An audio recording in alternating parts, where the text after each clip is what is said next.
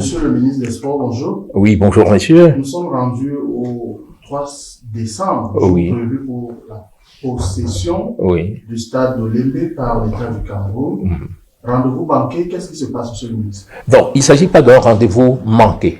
Il s'agit d'une démarche de cohérence, de pertinence, sur le plan factuel et sur le plan juridique. Nous avons une finalité.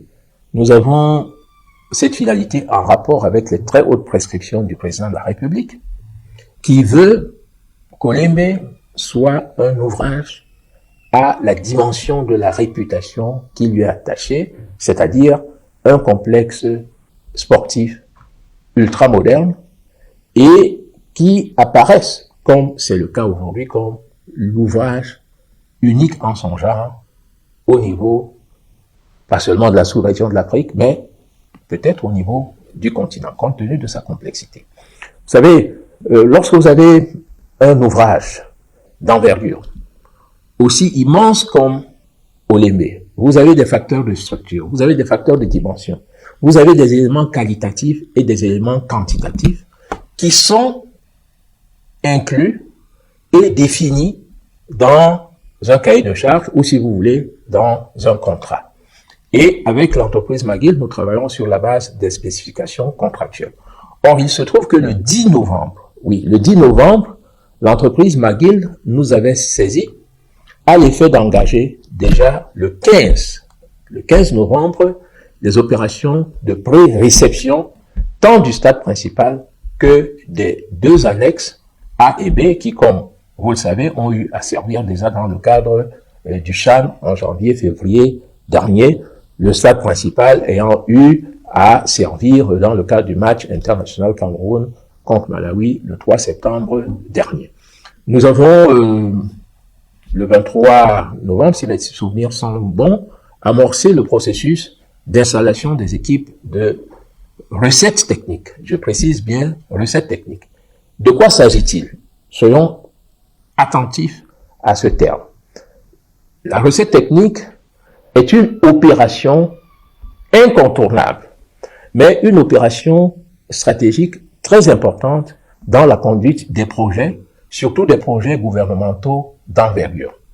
Il s'agit d'une phase sensible qui consiste à expertiser, à évaluer, à apprécier, à mettre en évidence les différents aspects de la réalisation et de la réalité du projet en conformité avec le cahier de charges ou les spécifications contractuelles.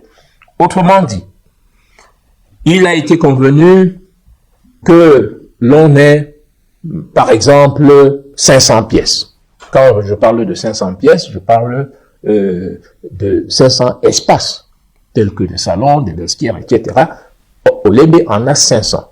Est-ce que l'entreprise a livré 500 pièces? Est-ce que à l'intérieur de ces 500 pièces, les interrupteurs fonctionnent, la climatisation fonctionne, la plomberie est bien installée, les équipements divers prévus par le contrat sont bien installés?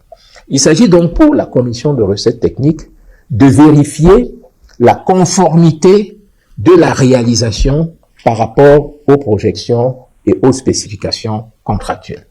Nous avons cru, le 30 novembre dernier, en lançant officiellement cette opération de recettes techniques avec les différentes administrations concernées, qu'un délai de 3 jours était suffisant au regard de la pression multiforme et structurante, disons-le, puisque nous sommes tous pressés de voir Olembe dans toute la splendeur de sa beauté, dans toute sa magnificence. Nous avions pensé que le délai de 3 jours suffisait.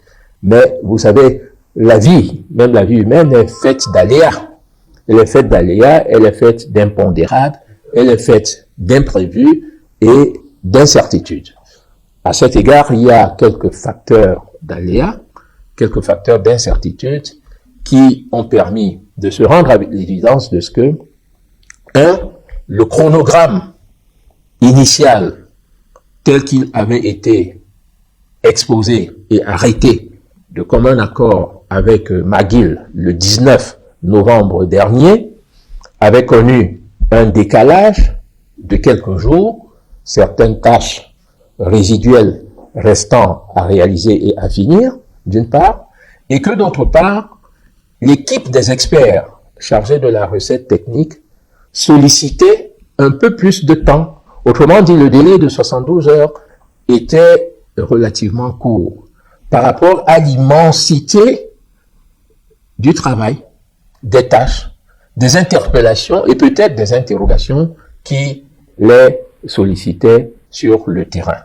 Nous avons certainement sous-évalué la quantité de temps, même en travaillant 24 heures sur 24, qui aurait été nécessaire pour réaliser la totalité des opérations de recette technique. Souvenez-vous, lorsque nous lancions cette opération, nous indiquions qu'il y avait une exigence de rigueur, une exigence de recherche du détail, room by room, point par point, détail par détail.